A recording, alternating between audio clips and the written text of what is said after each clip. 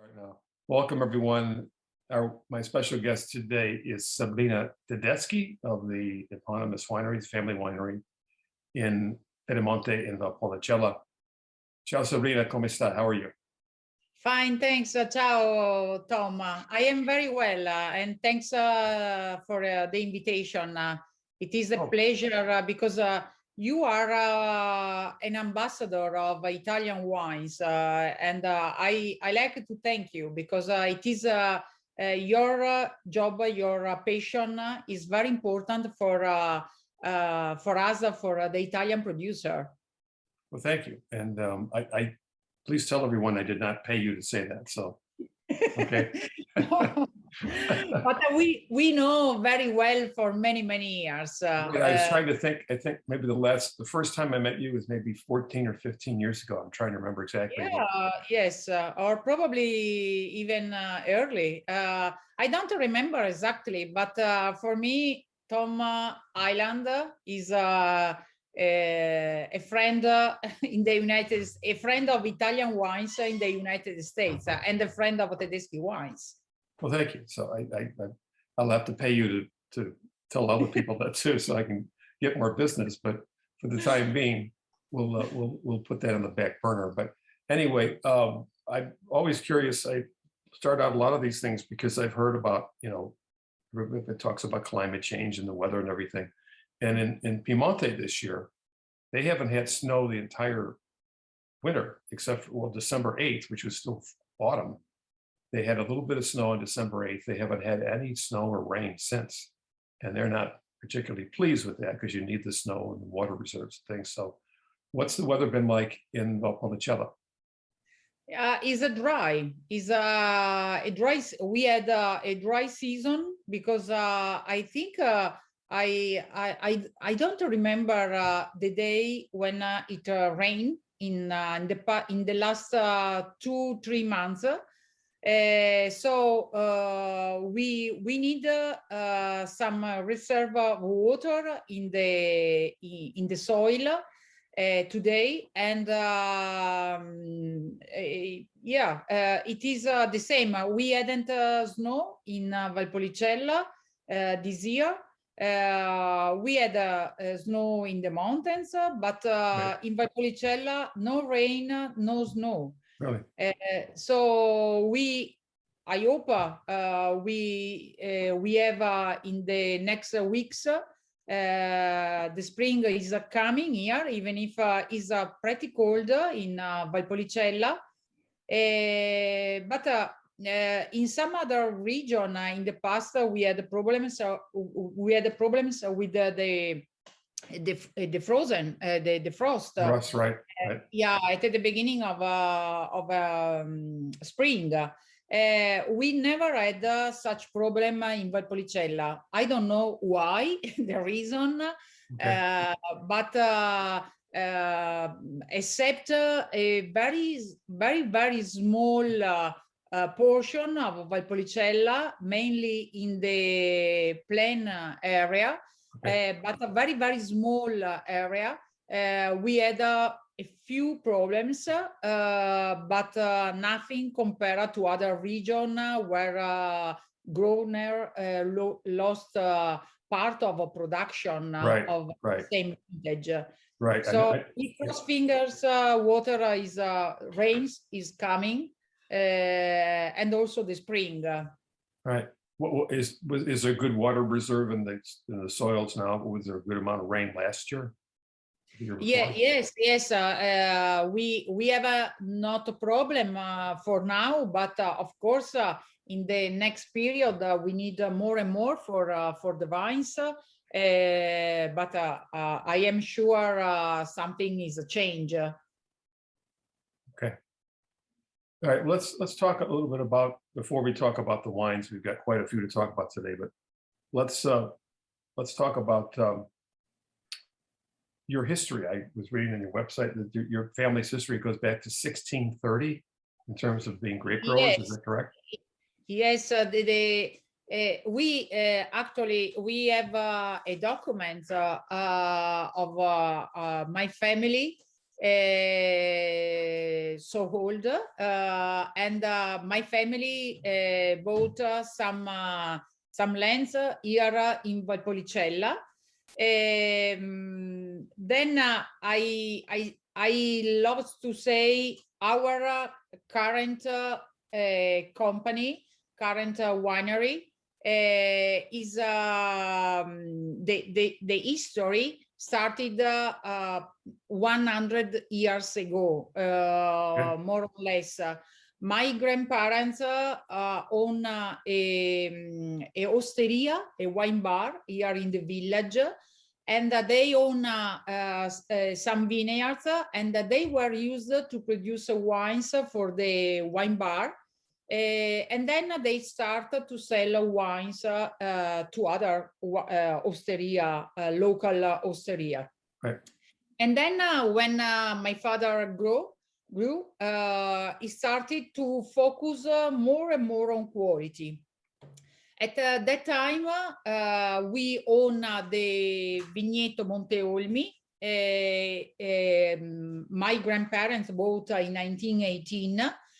And our father foresight the potential of the grapes produced from the vineyards, and he started to vinify separately the grapes, and they started to produce Amarone, and he started to put the name of the vineyard on the label. It was 1964. Okay. For us, it is probably the most important date for the family, because start a philosophy production for the family, focus, as I say, on quality. We never follow massive production in my family. And for sure, Monte Olmi, we can consider, you know very well our territory. There are some others single vineyards, but for sure we can say Monte Olmi is one of the first cru. And at that time, nobody talks about cru wines. Right. But our father, for sure, understood the spatial terroir, the spatial land we own. And then after that, we focus more and more on cru wines, terroir wines. And today in our catalog, we have 2 Valpolicella single vineyard selection. We have 3 Amarone single vineyard. In total, we have anyway 5 different labels of Valpolicella and 5 different labels of Amarone. The total production is 500,000 bottles. We export 85% more or less. And we export in more than 50 countries. So that sounds to me like a very high percentage, and that's, you know, a compliments to you that you're exporting 85%. That's great. Yeah, it's a great volume for us. It is a very important Canadian market because we have a longer relationship in that country. With the agents and our Amarone, especially Marne 180, is listed in the monopoly for many years, and we are doing very well. We are growing in the United States. Europe is important. Asian market is up and down, but we work in many countries, so it is important to develop new markets as much as possible, of course. Okay, let me put up a map here, and before we talk about the wines and see some of the vineyards, this will give people we got a couple of maps here, but a better idea of exactly where you're at, where Valpolicella is, and some of the single vineyards. So if this button will work here. There we are. Yeah, well, yes, it is important where we are. We are, of course, we are in Italy. My accent is Italian, definitely. And we are in Veneto region. Veneto is a region in the east part, northeast of Italy. And in the same region, we have the wonderful city of Venice. But we are in another lovely city, Verona. We are in the north of Verona, and you can see in the west side of Valpolicella, you can see the Garda Lake. Garda Lake is important because as a great influence in the growing of vines in our region. In the north, also you can see from this map, but we have the Lessini chain is a mountains that protect from the Dolomites, from the cold currents in the north, and so in our region, we can definitely say we have a mild climate, perfect for our Corvina, Corvinone, Rondinella varieties. Okay, now I've heard for years when I first started studying about Valpolicella is that the name supposedly means, the name supposedly means Valley of Many Cellars. Is that correct, or is that? Yeah, yes. Yeah, the folks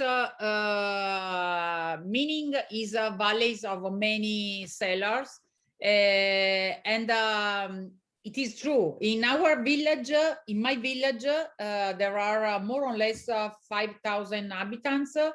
And probably there are 7 different wineries. So there are more wineries than inhabitants in really? Okay. my small village. I am in the classic area. Now we have we are one of a historic producer in the classic area, but we own vineyards in the classic area. Classic area is the historic area, and the part in the east part of Valpolicella. That area has just the mention Valpolicella. Valpolicella is the name of the region, but it is also the name of an appellation, the Valpolicella appellation. And in the same region, we can produce other 3 different appellations: the Valpolicella Ripasso, Amarone della Valpolicella, and Recioto della Valpolicella. Okay, well, let's start with your Valpolicella. And the first one that I tasted is the Valpolicella Marne 180. No, it's Amarone Marne 180. Oh, that's the Amarone. I'm sorry, I'm looking at the wrong sheet here. The Capital Niccolo. Capital Niccolo. Capital Niccolo is one of our historic wine because we produce since 1976. And it is produced with the traditional process.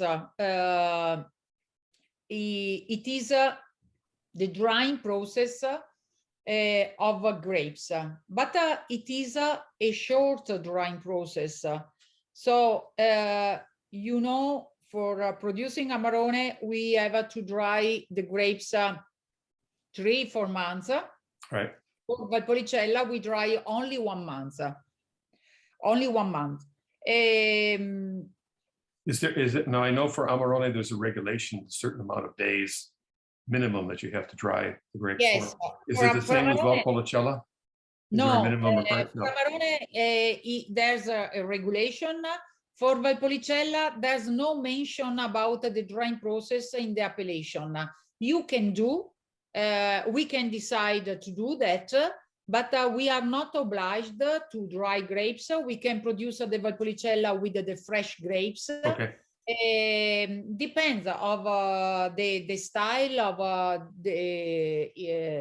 everyone. We do that because we like to produce this style of very fruity Valpolicella wine. And we do that because we have a special control of the drying process. So we are sure we keep the fresh character of the grapes, because it is important. We like to produce a Valpolicella wine, not Amarone wine. So we like to keep the freshness. We like to keep the fruitiness of this wine, and of course, forgetting this characteristic. First of all, we decide where to select the grapes, because for Valpolicella it is very important. For many years we focus more and more on Amarone wines, but Valpolicella is one of the appellation of our region, is the appellation of the daily wine style of this region. But it is important we select very well the grapes also for making the Valpolicella. For my family, it is fundamental the grapes from hillside area. As I said before, we never focus on massive production, Right. but on quality. So we prefer to produce less, but with a higher quality, and also wines with a longer potential aging. Right. Now, I mean, that's a good point, because I know most people that think of Valpolicella, maybe not the people watching this morning, but a lot of people, the consumers, think of Valpolicella. It's a very light, pleasant, charming wine, and you drink it when it's 2 or 3 years old. And I know you make some lighter versions of Valpolicella, but the one we're starting off here, the Capital Niccolo, is more full-bodied, not a powerful wine, but definitely can age for 5, 7, maybe even 10 years. So yeah, and more, and more, yeah. Yeah. So a couple of questions about that, and I'm looking at the grape blend here.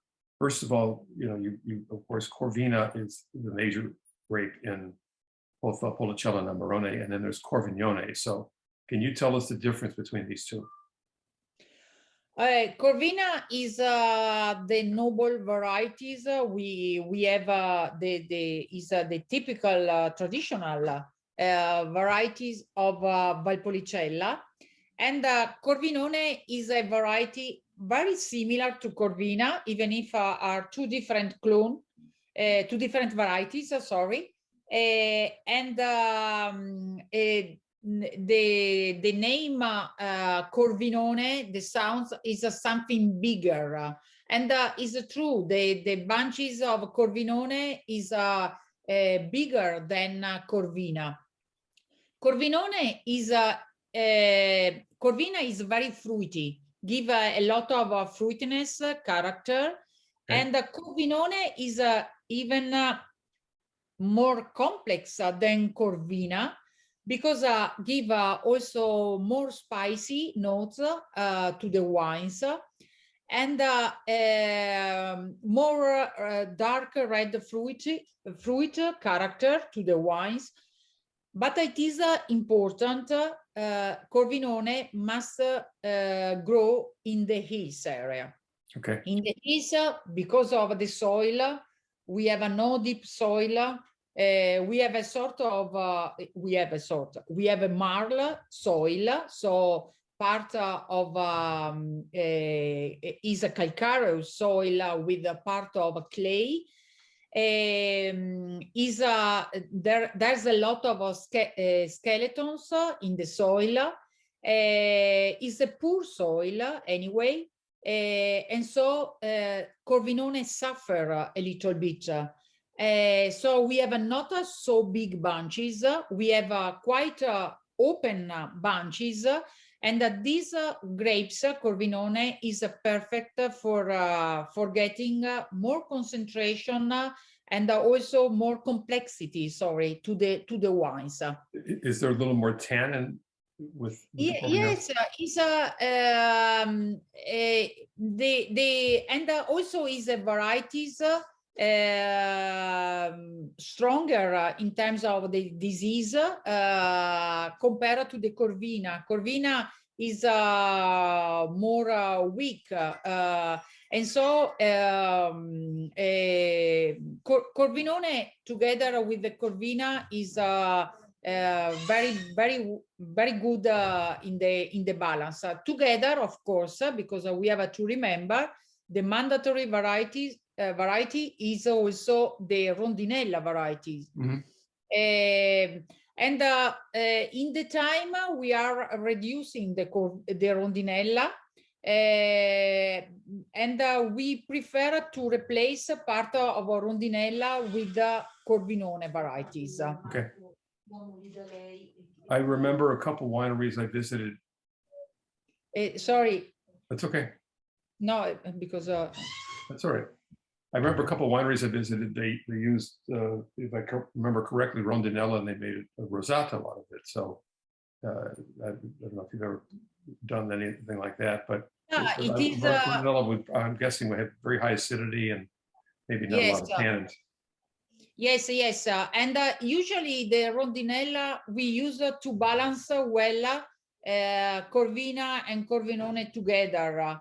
So is also important for some notes, some fruity notes to the blend. But when we have planted in the last decade a new vineyards, we prefer to replace a part of Rondinella with Corvinone. We don't produce rosato in our production. There's no rosato, and so yes, the Rondinella anyway has a less color than the others varieties. Okay. While we're on the subject, I mean, I know that Molinara used to be part of just about every requirement, and that's been changed. You don't have to put Molinara in anymore for Amarone or Valpolicella. But with the changing climate, I mean, is there one variety that is well tuned to a little bit warmer temperatures, or one variety that may not work so well with, for example, like with 2017, let's look at 2 recent years. 2017 was very hot. Yeah. 2014, I know I had some producers tell me this was, and it's different in different places, but for Amarone Valpolicella, really not a very good vintage at all, very problematic. So very cool and rainy. So how do you change the balance there in terms of Corvina versus Corvinone versus Rondinella? No, in our winery, my brother Ricardo is the winemaker. I work with my brother Ricardo and my sister Antonietta. We are still a family company. And Ricardo, we have a little bit of Molinara in our parcels, but we use for the vintage Valpolicella. We don't use for our Amarone. Right. Of course, we are facing the climate change. We are experimenting in the vineyards how to manage the different vintages, because you ever remember 2014, the opposite of 2017. Right. And of course, we have not so far we haven't know the recipe how to work exactly in the vineyards, because every year we have a different condition situation. But we work in removing the leaves from vines the apical leaves. We try to keep our grapes because we avoid the sun burning of the grapes. We keep the leaves up to the grapes. We cut a part of the others, so we can reduce a little bit the production of our vines. Okay. And we try to get a later ripening because it is important the vines the grapes, sorry, ripe during the month of September as much as possible, because on September we have a better, a higher excursion of temperature between night and day.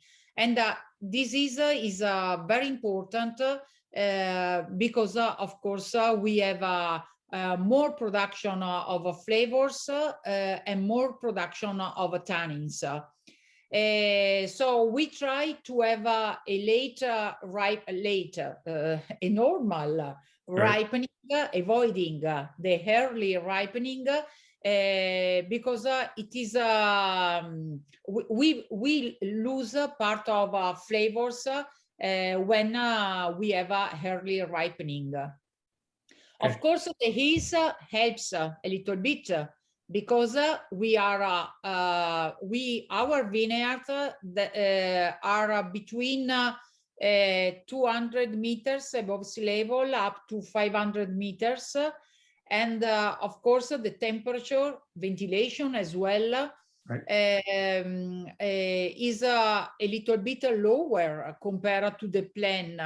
1, 2, 3 degrees, depends of the exposition also of our vineyards. Okay, let's talk about the second. You said you make several different Valpolicella. The second one you sent me is from the Maternigo vineyard. I'll put the bottle up here. Yeah, and Maternigo, sorry. And I'll also put that up real quick, and then I'll also put up a picture of the vineyard, because it's, you and I visited there when you were first starting to produce, some fruit from there, and it's an amazingly beautiful vineyard. So there's the bottle. Yeah. Let me show people the vineyard. You sent me several different photos, but this is my favorite photo here. And you can see, now it's up, this beautiful amphitheater aspect of it. Yeah. And we're in the Eastern Hills near Mezzana di Sotto. So you're outside of the Classica area, but tell us about when you first planted this vineyard and about the difference in fruit from here versus Classica. Yeah, Maternigo is a huge estate. This is the entrance, and so people, when they arrive, they find this sort of amphitheater, and it is this part is cultivated with the pergola training system, and of course you can see the vineyards here develop on terraces. And the Maternigo is a large estate because it develop over 84 hectares, is surrounded by woods, you can see in the picture. And there we have planted so far 33 hectares. Okay, here's another photo of Maternigo. Yes, and these vineyards you can see here is impervio, and impervio, the parcel impervio. And from this parcel, we select the grapes for making the Valpolicella Maternigo. Because of Valpolicella Maternigo, the grapes are from these estates, but specifically from this special parcel. And when we have bought this land, it was just, we work our land, we analyzed the soil, and we started the zoning of our land and characterization of our soil. So we learn about the soil we have.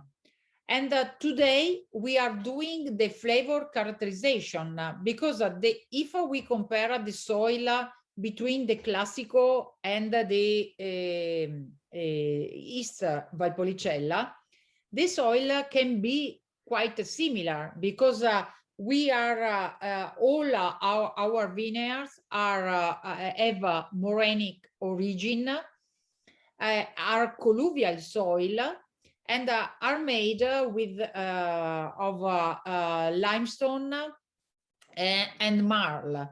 We have a different portion of clay, are very calcareous soil, but is true there are some trace elements can change between the different vineyards.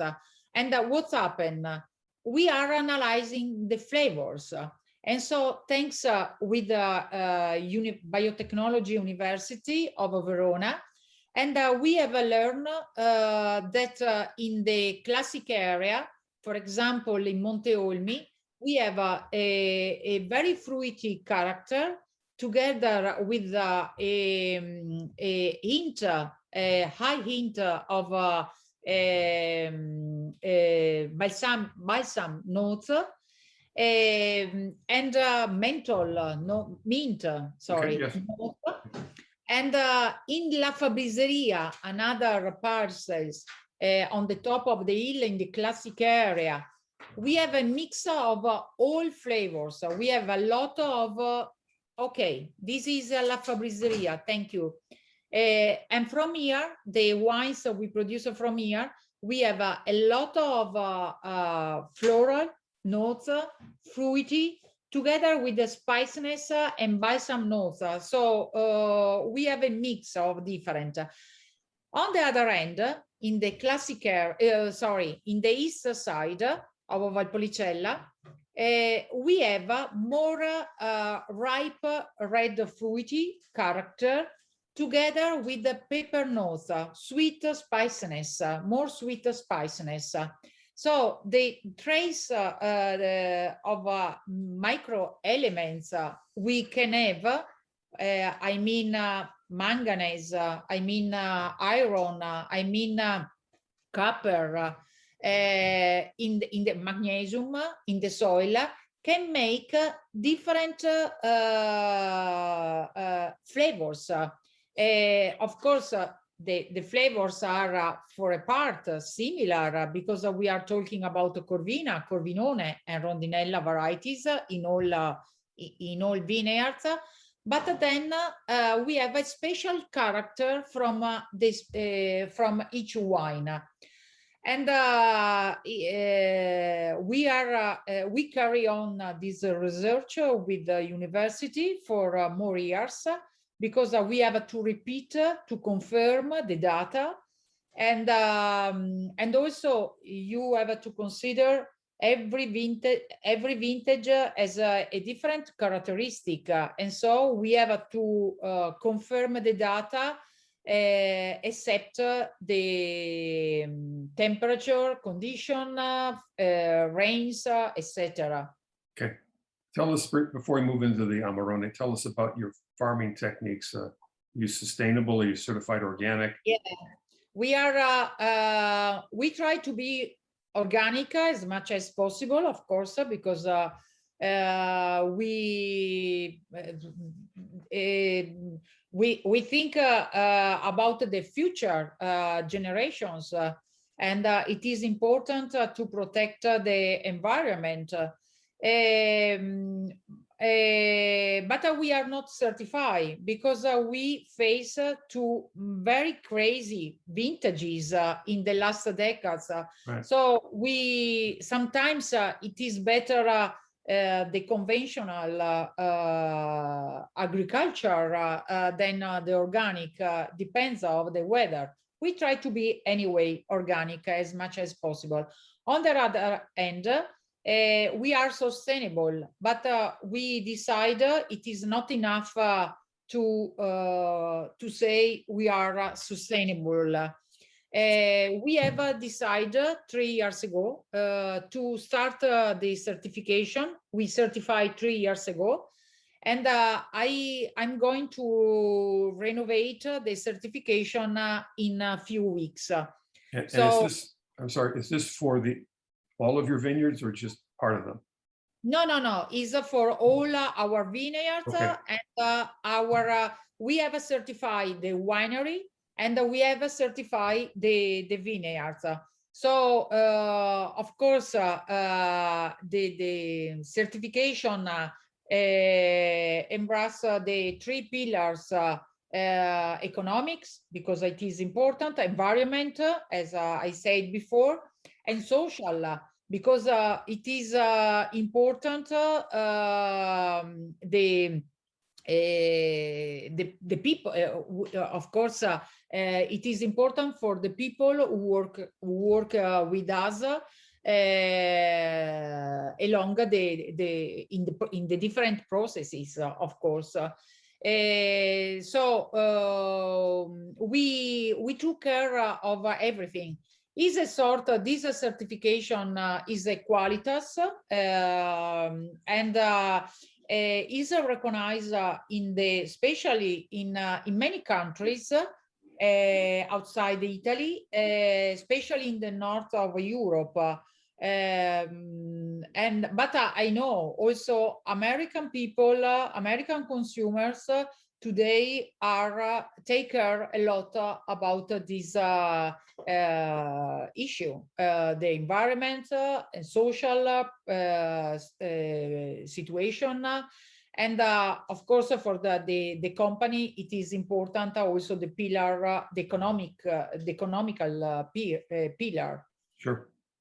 All right, well, let's talk about the Amarone. I guess we'll start with the Marne 180 in the 2018 vintage. So where are the grapes for the Marne sourced from? The 3 important varieties, as we said before, are Corvina, Corvinone, and Rondinella. There's this one is a Maternigo, is the cru, the single vineyard, the new wine. Put the wrong one up, I'm sorry. Okay. Oh, no problem. I'll try and find the right one here. So. Yes. Marne 180, it is the Amarone produced in the largest volume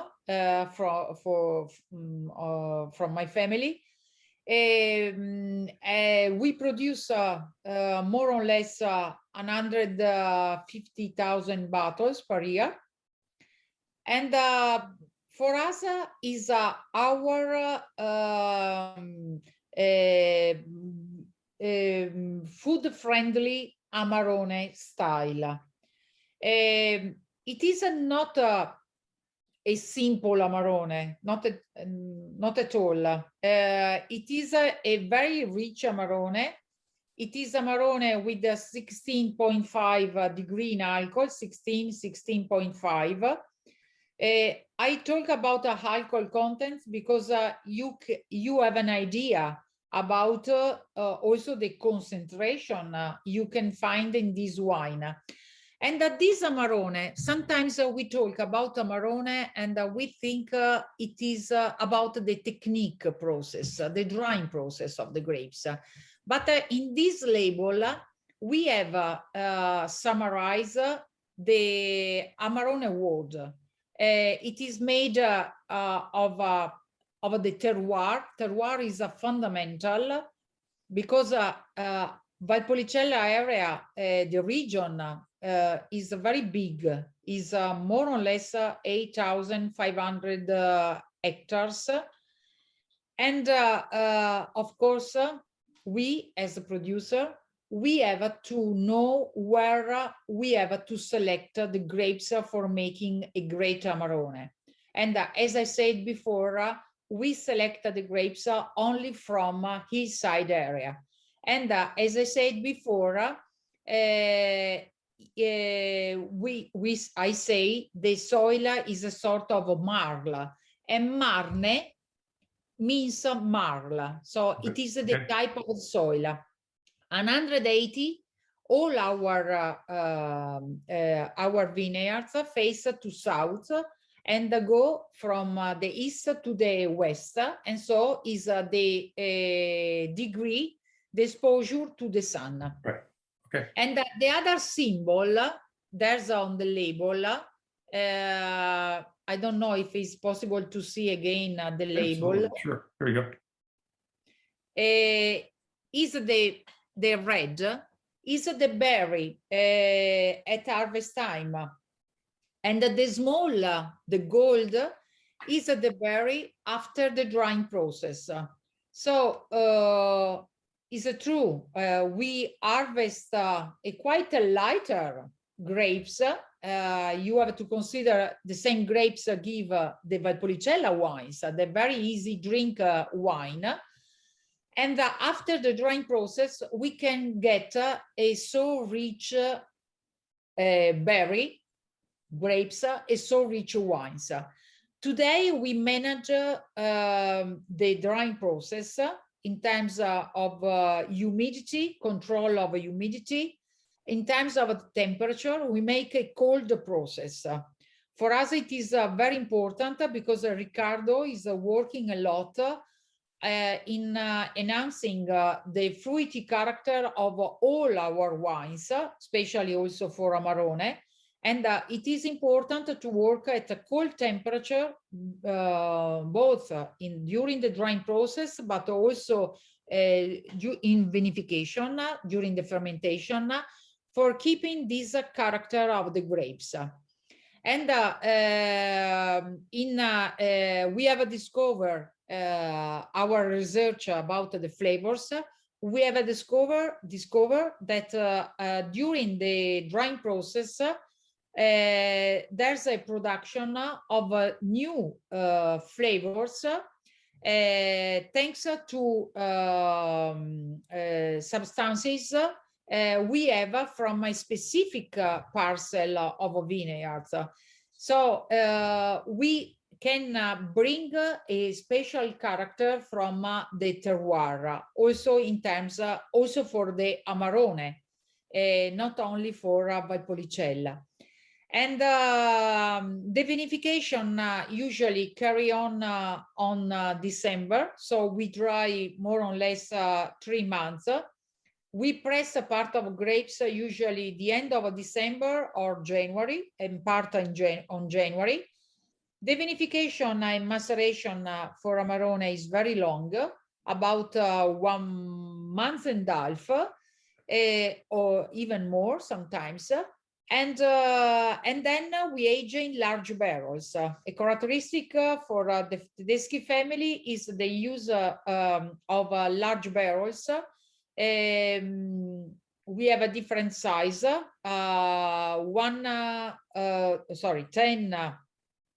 1,000 liters, up to 5,000 liters capacity.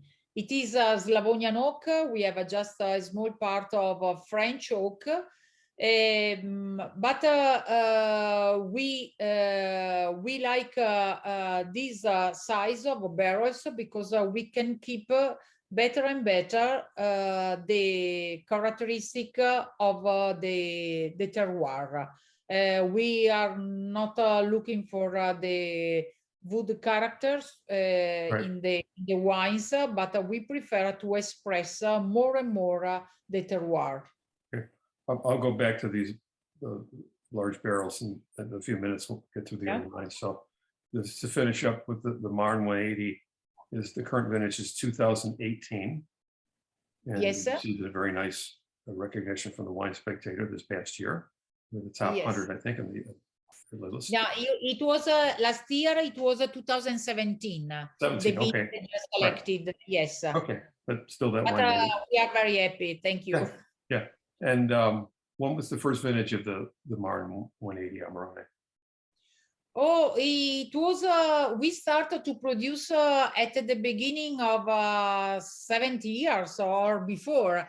The name has changed in the time because we have introduced Marne 180 probably with the vintage 2015. Before it was called just Amarone. And we were used to call this wine as the basic Amarone. And I think is not a basic wine. No, not at all. And so we decided to identify better the wine. And it is, we were very surprised because people became familiar with the new name very, very quickly. And today, I think there's no person call this wine as a regular Amarone, but everyone call with the name Marne 180.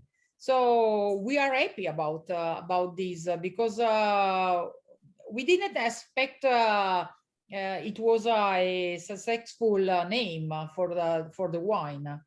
Right. I learned several years ago not to use the term regular because Yes, whether it was Amarone or Barolo or Brunello or whatever the wine may be, because all producers have a basic wine, a regular wine. right, Yes. or very basic, yeah. Because if I use the term regulars, a friend of mine said, "Well, that means the other wines are irregular." But so it was a good point. And of course, the late Pio Boffo was famous for that. He said, "Don't call it regular; it's a classic Barolo." So.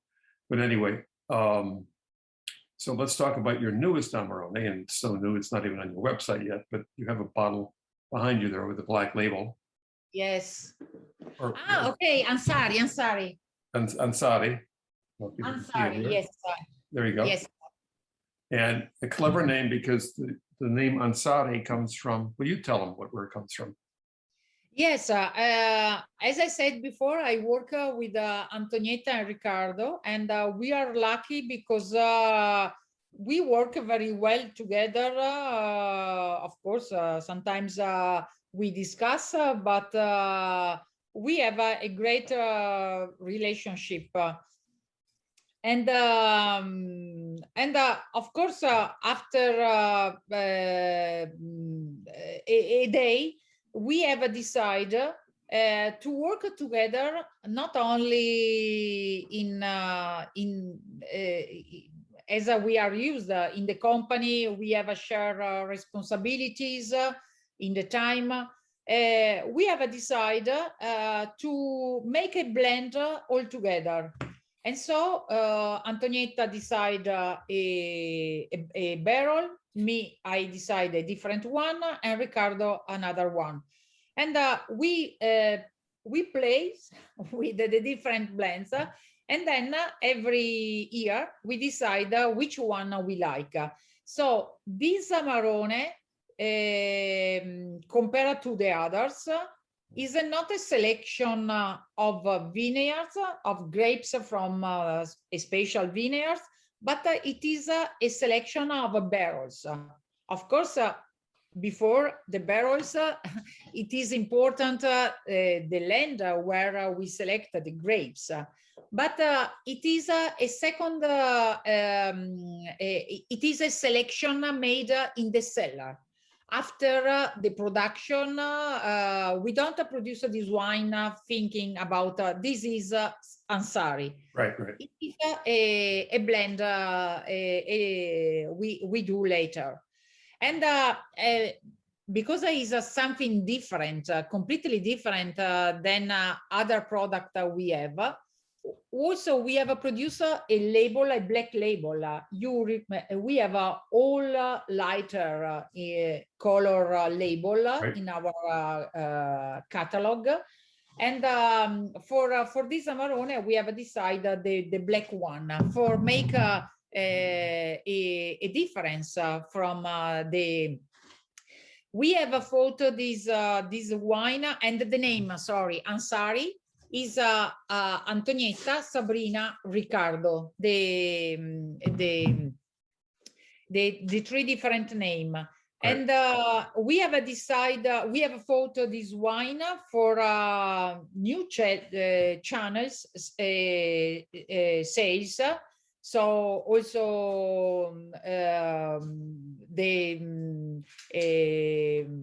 of trade channels, but we fought for that channel, but then is not correct because we have started also to sell to restaurants or to other private customers too, because it is not also this one simple wines. It is a rich and very complex and do it anyway by elegance.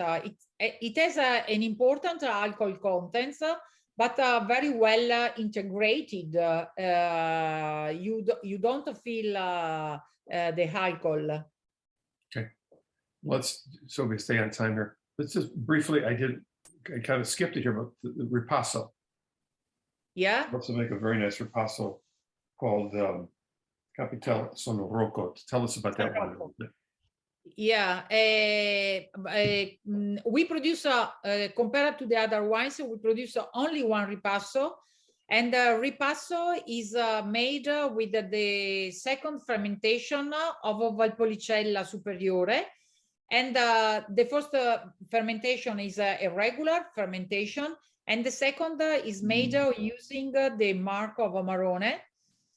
So actually we mix a little bit Amarone with the Valpolicella, and we have a lighter notes of Amarone together with the notes of Valpolicella. So it can be a little bit more concentrated than a regular Valpolicella. And it is a wine very popular and easy to drink anyway. It is like a Valpolicella, a daily wine style, very fruity anyway. Right. But a little bit with the pepper notes, spiciness. Right. And how many bottles of that do you produce? We produce 100,000 bottles per year. Okay, let's head forward, or proceed, I'm sorry, to the last two Amarone. And the first one we're going to talk about is the Maternigo. Yeah, Maternigo is the new Amarone. We have just released the end of last year in the market. Is made from a small parcel is called Barilla in Maternigo Estates. Is a rare, will be a rare Amarone because we are we don't produce every vintages. We have produced 2016. The next one will be probably 2019. And we have produced the first vintage. We have produced 6,600 bottles. Okay. And this is a Reserva Amarone. Yes, it is a Reserva. So we age in barrels. It means we have age this wine in barrels 4 years. We have a bottle, and we have age 1 year more in bottle before releasing in the market. It is a wine characterized by a lot of fruity, red fruit notes, and a lot of spiciness, especially pepper notes. It is different. You are familiar with our wines, but the Reserva we produce in the classic area, and the Reserva producer in the east area of Valpolicella are totally different. What's the difference on when you harvest these grapes? Is the Eastern Hills, are they a little bit later in the harvest, or does it depend on the year? No, I forget, in Maternigo, we have only 40% Corvina, 40 Rondinella, 40 Corvina, 40 Corvinone, and 20 Rondinella. We have no Oseletta. In the other two Reserva of Monteolmi and La Fabriseria, we have also Oseletta. So Oseletta is a very has a strong mark, is a remarkable in the blend because of tannins, a lot of tannins, high acidity. But we decide because of the specific parcel and the specific characteristic of wines, don't add Oseletta to Maternigo. Okay, let's talk. You make several others, but the other one, the last one that I tried, which I absolutely love. We talked about this before we started the webinar, but the Monte Olmi. The Monte Olmi, yes, Monte Olmi, as we said before, is the first vintage was 1964. So we have celebrate more than 50 vintages. And Monte Olmi is a Marrone. Today is a point of reference for the territory, and it is the vineyards. It is there's a big steepness, and so in the time we have built terraces. My great grandparents built the terraces. We have to renovate in the time, and the vineyards has an exposition southwest. In Maternigo we have a southeast, and yes, this Amarone usually is recognized in the blind tasting because has a very, very strong balsam notes. And these balsam notes, the mint latone, thanks also to the high acidity, this wine is show always a lot of freshness in the flavors. And it is the main characteristic of Monte Olmi. And usually Monte Olmi need time to mature. But then you can open very old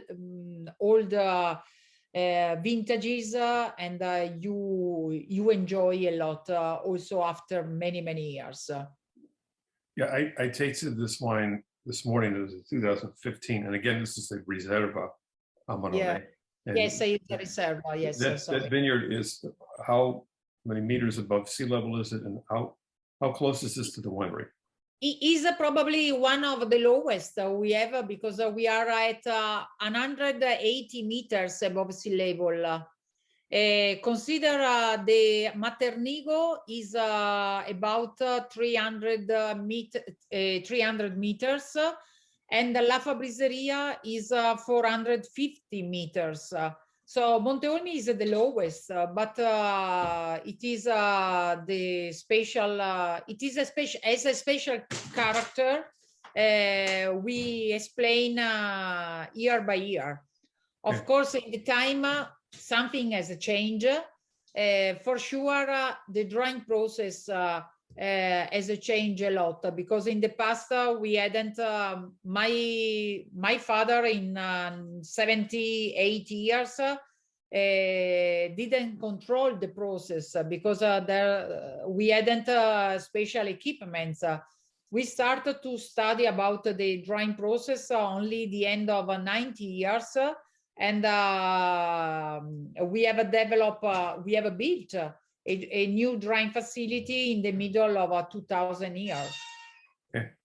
And one of the things I noticed, my notes on this wine, is that this wine, it's, of course, it's not old at all. It's 2015. It's still a young wine, but it had excellent freshness to it. And in particular, this wine, and all of the Amarones I tried, you sent me some bottles. I noticed how clean these wines were. And I mentioned that because I've been tasting Amarone for 20 plus years, and too many of them were just historically not yours, but just other producers were just maybe a little bit heavy, and they were, there was a little bit too much oak, and even regardless of those 2 points, they just seemed to be just overly herbaceous, and there didn't seem to be, the fruit didn't seem to stand out. And with all of these Amarone I tried from you, they're very clean, and the fruit really stands out. And of course, you're using large casks, so there isn't as much oak influence. But a lot of producers, whether it be Amarone or Brunello Barolo, will use barrique to kind of make it a little, kind of highlight the fruit and make it a little flashier and riper and bolder. But you've stayed traditional, which I appreciate. Yes. But that's a compliment, I think, to the good fruit and to Ricardo's winemaking. But can you comment on that, about how clean these wines are? Yes, you work a lot, and I think we have learned from our father. We taste the wines many times before bottling, because we work for getting this style of clean and elegant wines, because sometimes powerness doesn't mean elegance. Exactly. And we work for getting a very drinkable wines, even if sometimes you read the back label, on the back label 17-degree in alcohol, but doesn't matter. Of course, we are talking about Amarone. Sometimes in the reserve, a small volume.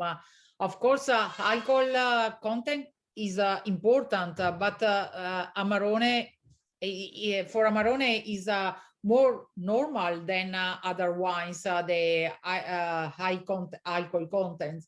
And but yes, I thank you for underlining this character, because of the clean elegance, and together with the very complex and very rich wines, is the recipe we try to reach, and to get all vintages. Right. Well, across the board, the wines are just so beautifully balanced. Like I said, they have great freshness and they're clean. So anything, we're pretty much at the end of our time frame here. Is there anything else you want to add about the wines, or about any new projects you're working on? Sorry, I don't listen. No, I'm sorry. I said, is there anything else you want to add about the family, or about any new wines that you're working on, or any new projects?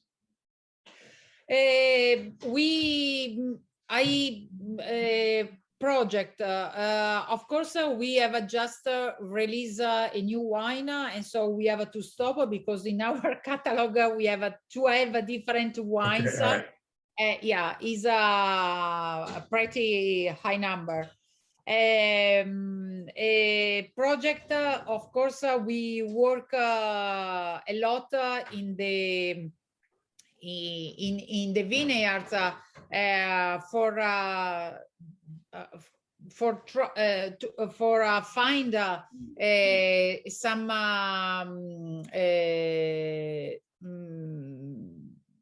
oh my God, I forget, for some results about the climate change. There's a lot of work to do in this direction. And then we try every vintages new process in the cellar. Every day we look for new markets. So there's no special project, but our normal life, and Well, as you said, with 12 wines, you have plenty to do. You don't need too many more new things. So you're busy enough. So Yeah, it's a lot, but it's true. We try to keep the traditional process, like the Niccolò with the drying process, the ripasso process, the different Amarone, because we like to explain the different terroir in different bottles and labels. So, of course, it is much more complex, the work in the cellar. But we like this style, and I think we follow. yeah, well, as you said, you export to dozens of countries. So I know there's plenty of people that love your style as well. So all around the world. So And we hope they keep to love. yes, let's hope so too. Grazie per questa opportunità. Okay. Grazie a te. Fingers crossed that you get a little more normal weather for the rest of the year. Yes. And it was great talking to you again. I enjoyed this very much, and hopefully we'll see you soon in Italy. Yes, and yes, I hope to see you soon. And wine lovers loves to visit Valpolicella, because the best way to know better a wine is a walk in the vineyard. You understand everything. Esatto. Okay. Thank you again. Ciao, ciao. Grazie mille. Buona Ciao, giornata. ciao, ciao. Ciao, ciao.